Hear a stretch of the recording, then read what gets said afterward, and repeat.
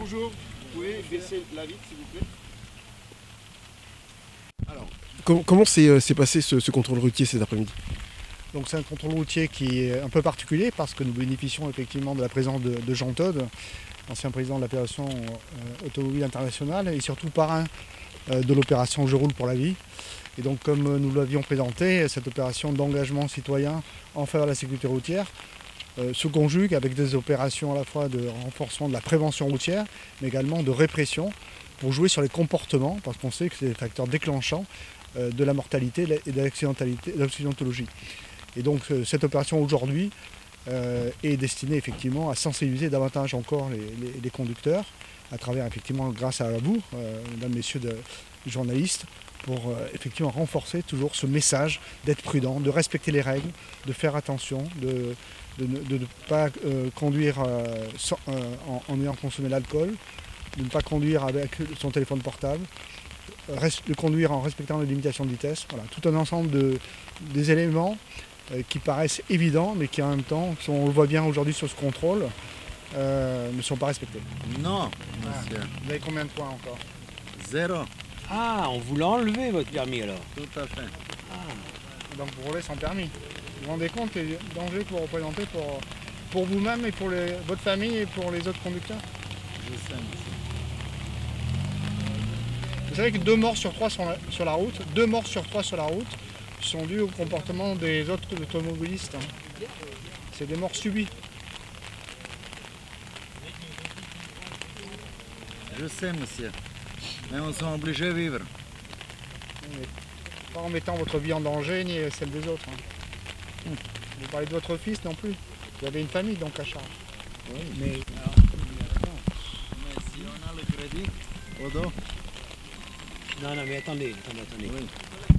Et ensuite, comme vous avez fait beaucoup d'infractions, petit à petit, vous avez perdu 2, 4, 6, 8, 12 points et vous avez perdu le permis. Donc ça veut dire que vous n'avez quand même pas tenu tellement compte de toutes les alertes que vous avez eues préalablement. Moi, c'est Jean Todt. C'est ça. Grâce à ça. Et vous savez que ça, quand vous regardez ça, vous ne regardez pas la route. Hein. C'est ça le problème. En fait, Non, je regarde la route. là, on n'est pas là pour vous casser les pieds. On est là pour vous protéger.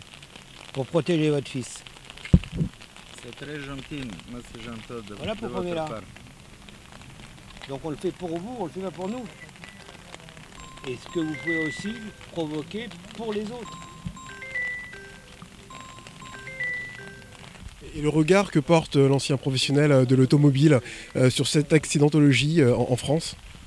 On sait que la route est la cause numéro 1 de mort pour les jeunes, entre 8 et 29 ans. Tous les ans, il y a 1 200 000 morts sur les routes, il y a 50 millions de blessés, et c'est quelque chose qui est évitable.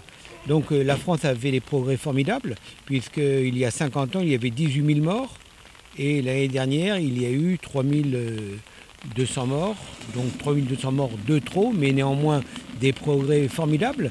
Mais si on veut que cette situation continue à s'améliorer, eh bien, il faut faire ce que font justement les gendarmes, c'est de l'éducation, application des lois, c'est quelque chose d'essentiel, la qualité des véhicules, vous avez vu que certains véhicules ont été arrêtés parce qu'ils n'étaient pas dans de bonnes conditions, ensuite la qualité des routes, bien sûr, et ça c'est une des missions du préfet, et puis la qualité des secours. C'est juste pour savoir ce que vous pensez de ces contrôles. Je constate, ça fait peut-être 11 ans maintenant que je vis dans Chartres. Ces 6 derniers mois là, je vois qu'il y a beaucoup de contrôles. Parce que tous les jours, moi je fais le trajet, je travaille dans les Yvelines. Tous les jours je fais le trajet. Ça fait, ce que je le dis, j'ai dit, ça fait la 2e fois dans la semaine là que je me fais contrôler. Même dimanche, je me suis fait contrôler sur la route de la Loupe. Donc, et vous comprenez ces contrôles? si, je comprends, parce qu'il y a beaucoup d'alcoolémie, il y a beaucoup d'accidents, moi je comprends. Bon. Si ça peut sécuriser ça ne peut qu'être du bien.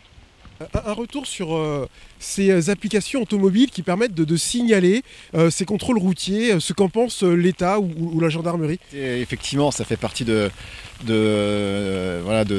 cette généralisation de toutes les formes d'applications et d'information, de communication, de réseaux sociaux finalement, parce que c'est une forme de réseau social. Voilà, on peut comprendre que les usagers de la route puissent échanger. D'ailleurs, ça peut être quelque chose de vertueux, hein, notamment pour informer sur des dangers qu'ils peuvent constater sur la route. Voilà, donc c'était un échange qui peut être préventif et intéressant. Maintenant, il faut bien comprendre une chose, c'est que la sécurité routière, comme on dit, c'est l'affaire de tous, c'est l'affaire d'une prise de conscience collective. Et parfois, l'enfer est pavé de bonnes intentions. On croit finalement échanger une information pour éviter un contrôle routier, pour éviter les forces de sécurité. Mais ce faisant, finalement, on permet peut-être à un automobiliste de continuer à commettre des infractions au code de la route et à générer le cas échéant un accident grave de la circulation routière. Donc il faut faire preuve d'un sens des responsabilités lorsqu'on utilise ces applications et bien avoir conscience que si les forces de sécurité réalisent des contrôles sur les bords des routes, c'est comme il a été dit à l'instant, c'est pour éviter que des innocents perdent la vie sur la route.